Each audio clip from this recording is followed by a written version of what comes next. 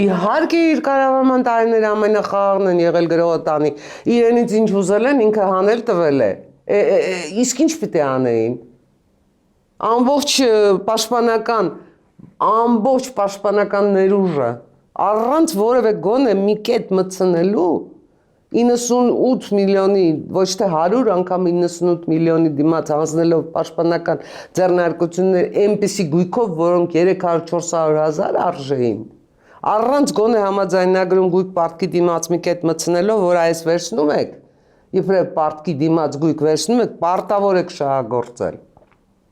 Ինչ չի հանձնել Ռոբերտ Քոչարյանը, որտեղ իր իշխանության տարիներն խաղաղ չլինեին։ Ռոբերտ Քոչարյանը ծախել է Հայաստանը գնելու համար իր իշխանությունը,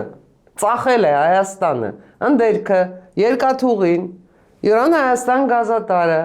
այն մարդկանց կյանքը, որոնք իր եռանիշ տնտեսական աճի պայմաններում լցվում էին Ռուսաստանի ու Ղազախստանի տափաստանները, որ կարողանան ապրուստ ապահովեն։ Դա է Ռոբերտ Քոչարյանի խաղաղությունը։ Մեզ պետք է հիմա այդ խաղաղությունը, ուզում ենք ակնկալում ենք մենք այդ խաղաղությունը։